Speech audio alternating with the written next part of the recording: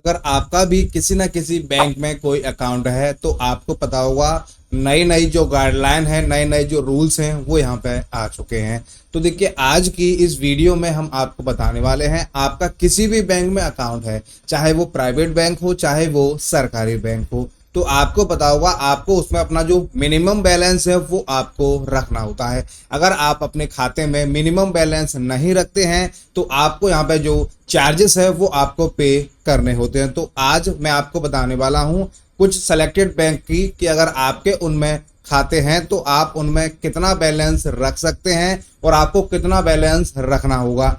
आप उसमें अगर पैसा नहीं रखते हैं तो कितना चार्ज बैंक आपसे काटेगा। सारी जानकारी मैं आपको आज इस वीडियो में बताने वाला हूं। वीडियो आप लोगों के लिए बहुत ज़्यादा हेल्पफुल है, इंपॉर्टेंट है, सो आप इस वीडियो को प्लीज़ शुरू से अंत तक ज़रूर देखिएगा। आज के समय में बैंक खाता रखना बहुत ज़्यादा यहाँ पर ज़रूरी हो चुका है, लेकिन क्या आप जानते हैं कि अपने बचत खाते में एक न्यूनतम राशि रखना भी बहुत ज़्यादा ज़रूरी है। अगर आप इस राशि को नहीं रखते हैं तो बैंक यहाँ पे अलग अलग तरीके से जो चार्जेस है वो यहाँ पे आपसे वसूलते हैं। आपको एक बात मालूम होगी, बैंक आपसे हमेशा क्यों बोलता है कि आपको इतना पैसा बैंक में रखना पड़ेगा, आपको मेंटेन रखना पड़ेगा, क्योंकि देखिए बैंक भी चाहते हैं कि अगर आप उनके बैंक खाते में पैसा रखते हैं तो वो भी आपको कुछ ना कुछ बेनिफिट्स देंगे, चाहे वो आप इंटरेस्ट के तौर पे मान सकते हैं या इसके अलावा बैंक कई तरीके के और भी जो फीचर्स हैं वो यहाँ पे अपने खाता धारकों को यहाँ पे प्रदान करती है। अब मैं आपको यहाँ पे बताने वाला हूँ कि कौन सा जो बैंक अकाउंट है उसमें आपको कितने पैसे रखने होते हैं, अगर आप नहीं रखेंगे तो कितने पैसे आपसे काट लिए जाएंगे। सबसे पहले बात करते हैं स्टेट बैंक ऑफ इंडिया की। देखिए मैं यहाँ पे बात कर रहा हूँ भारतीय स्टेट बैंक की। अगर आप मेट्रो या बड़े शहर में रहते हैं, दिल्ली, मुंबई, चेन्नई, बेंगलोर ऐसे शहर में रहते हैं, मेट्रो सिटीज में, तो आपको स्टेट बैंक में 3,000 रुपये आपको मेंटेन करके रखने होंगे। ठीक है। उसके बाद अगर आप एक छोटे शहर में रहते हैं, ठीक है, छोटे शहर में अगर आप रहते हैं तो वहां पे आपको 2,000 रुपये यहाँ पे मेंटेन करने होंगे। और अगर आप गांव में रहते हैं तो आपको 1,000 रुपये यहाँ पे मेंटेन करने होंगे। इसके अलावा अगर आपका जनधन खाता है, ठीक है, आप चाहे मेट्रो में रहिए, चाहे आप गांव में रहिए, चाहे आप छोटे शहर में रहिए, अगर आपका जनधन खाता है तो आपको एक भी पैसा रखने की जरूरत नहीं है। आप 0 पैसा रखेंगे तब भी बैंक आपसे चार्जेस नहीं काटेगी, लेकिन वो आपकी मर्जी है, आप उसमें कितने भी रखिए, लेकिन अगर आप नहीं रखेंगे तो बैंक पैसा नहीं काटेगा। अगर कोई भी जनधन खाता है तो चाहे वो स्टेट बैंक हो, HDFC हो, ICICI हो, यानी कि ऑल इंडिया कोई भी बैंक हो, कोई सी भी ब्रांच हो, जनधन खाता है, अगर आप पैसा नहीं भी रखते हैं तब भी बैंक आपसे कोई भी चार्जेस नहीं काट पाएगी मिनिमम बैलेंस का। अब बात करते हैं पंजाब नेशनल PNB। अगर आप मेट्रो और बड़े शहर में रहते हैं तो आपको 2,000 रुपये मेंटेन करने होंगे, और अगर आप गांव में रहते हैं तो आपको 1,000 रुपये मेंटेन करने होंगे। जनधन में आपको 0 बैलेंस कोई रखने की जरूरत नहीं है। HDFC बैंक शहरी और मेट्रो, वैसे तो यहाँ पे HDFC के शहरी और मेट्रो में 2 प्रकार के मेंटेन किए जाते हैं। एक है 15,000 रुपये, सेकेंड है आपका 10,000 रुपये। आप जैसे भी मेंटेन करना चाहते हैं, जैसे भी आपका खाता होगा उस हिसाब से आपको यहाँ पे मेंटेन करना होगा। उसके बाद छोटे शहर में आपको 5,000 रुपये जो मेंटेन है वो आपको करना होता है। और अगर आप गांव में रहते हैं या गांव की आपकी ब्रांच है तो आपको 2,500 रुपये यहाँ पे मेंटेन करना होता है। जनधन खाते में आपको कोई भी मेंटेन करने की जरूरत नहीं पड़ेगी। इसके बाद बात करते हैं इंडसइंड बैंक की। अगर आपका खाता है तो आपको 10,000 रुपये मेंटेन करने होंगे, और अगर आप एक छोटे शहर में या गांव में रहते हैं तो आपको 5,000 रुपये मंथली के हिसाब से आपको मेंटेन करने होंगे। जनधन खाता है तो आपको पता ही है, अगर आप पैसे नहीं भी रखेंगे तो भी आपसे बैंक चार्ज नहीं काटेगा।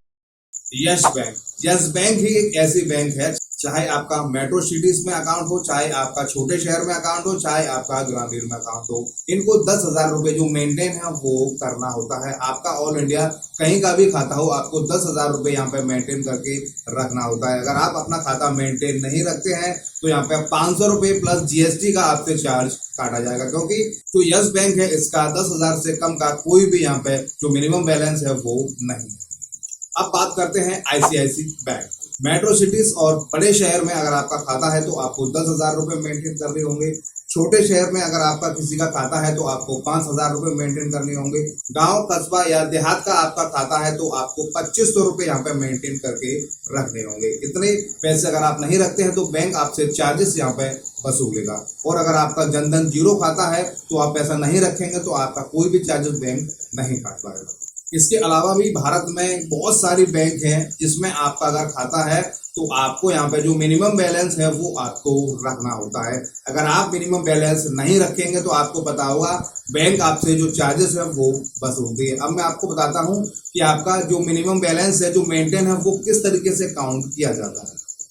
मान लीजिए कि आपका किसी भी बैंक में खाता है और आपसे बोला जाता है कि आपको 5,000 रुपए यहाँ पे मंथली जो मेंटेन है वो आपको रखना होगा। आपको किस तरीके से काउंट करते हैं, आपको क्या करना है, 5,000 रुपए अपने खाते में डाल के छोड़ देना है और उसको 30 दिन तक वो काउंट करते हैं, यानी कि पर डे 5,000 रुपए आपके काउंट किए जाएंगे। इस हिसाब से 5,000 इंटू 30 1.5 लाख रुपए आपके हो रहे हैं। मान लीजिए अगर आपको बीच में कोई जरूरत पड़ी और आपने 5,000 रुपए निकाल लिए मान लीजिए 10 दिन के, तो आपका जो मंथली एवरेज बैलेंस है वो 1 लाख रुपए का आएगा और 50,000 रुपए आपने नहीं रखे हैं उसमें तो उसका आपको चार्जेस देना होगा। तो उसका तरीका ये है, अगर आप हर महीने मान लीजिए 5,000 रुपए नहीं रख सकते, 5,000 रुपए आपको 30 दिन के लिए रखने पड़ेंगे तब आपका खाता मेंटेन होगा। 10,000 रुपए आपको 15 दिन के लिए रखने पड़ेंगे तो भी आपका खाता मेंटेन हो जाएगा। 20,000 रुपए अगर आप 8 दिन के लिए रखते हैं तो भी आपका खाता मेंटेन हो जाएगा। 50,000 रुपए अगर आप 3 दिन के लिए रखते हैं तो भी आपका खाता मेंटेन हो जाएगा। 1 लाख रुपए 1.5 दिन के लिए रखने पड़ेंगे तो भी आपका खाता मेंटेन हो जाएगा और 1.5 लाख अगर आप 1 दिन के लिए भी रखते हैं तो भी आपका खाता मेंटेन हो जाएगा। उनको क्या है, 24 घंटे की जो एंट्री है उनकी काउंट होती है। जितने पैसे आप खाते में रखेंगे 24 घंटे के लिए वो आपके मान्य होंगे। इसी तरीके से आपका किसी भी बैंक में कोई भी खाता हो, ठीक है, मान लीजिए अगर आपका किसी बैंक में 2,500 रुपए तक आपको जो मेंटेन है वो करना होता है तो 2,500 इंटू 30 आपके 75,000 रुपए हो रहे हैं। वहीं आप अगर उस खाते में 5,000 रुपए रखते हैं तो वो आप 15 दिन के लिए भी यहाँ पे रख सकते हैं। 10,000 रुपए अगर आप रखना चाहते हैं तो आप 8 दिन के लिए रखेंगे तो भी आपका जो खाता है वो मेंटेन हो जाएगा। यानी कि बैंक ये कहती है आपका जो मिनिमम बैलेंस है वो आपको 30 दिन के लिए रखना होगा, लेकिन अगर आप उस मिनिमम बैलेंस से एक्स्ट्रा पैसे अपने खाते में रखते हैं तो आपका कम टाइम में यहाँ पे जो खाता है वो मेंटेन हो जाएगा। और मैं आपको बता दूं मेंटेन चार्ज बहुत ज्यादा यहाँ पे आपसे मांगे जाते हैं। ऐसा नहीं है कि आप नहीं करेंगे तो वो आपसे लेंगे नहीं, आपके खाते से वो ऑटोमेटिक ही काट लेंगे। और अगर मान लीजिए अगर आपने अक्टूबर में और नवंबर में अपना खाता मेंटेन नहीं किया तो जनवरी और फरवरी में आपसे पैसे काटे जाएंगे। बहुत ही सादे तरीके से ये लोग पैसे काटते हैं, आपको पता ही नहीं लगेगा। जैसे ही आप खाते में पैसे रखते हैं तो आपका जो पैसा है वो काट लिया जाता है। सुविधा के नाम पर कुछ नहीं है, आपको थोड़ी बहुत मिनिमम जो इंटरेस्ट है वो आपको बैंक देगा। इसके अलावा सारी बैंक दे रही है, उसमें नया क्या है, और कुछ भी नहीं है। अगर बैंक का अगर सर्वर डाउन होता है तो ऑल इंडिया का सर्वर डाउन हुआ तो आपका जिस बैंक में खाता है जितने भी ब्रांच होंगे उसका कहीं पर भी काम नहीं करेगा, ऐसा कुछ नहीं है। लेकिन कुछ बैंकें फैसिलिटी दे रही हैं, कुछ बैंकें फैसिलिटी नहीं दे रही हैं, लेकिन ठीक है, फिर भी आपका अगर खाता किसी भी बैंक में है तो मैंने आपको तरीका बता दिया है।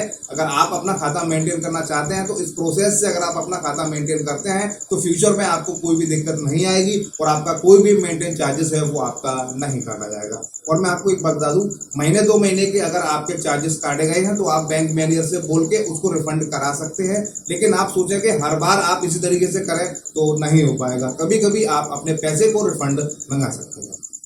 वीडियो देखने के बाद अगर आपको कुछ समझ में नहीं आया हो, आपको कुछ पूछना है, आपका कोई डाउट है, आप हमें कमेंट कर सकते हैं। हम उम्मीद करते हैं वीडियो आपको काफी पसंद आई।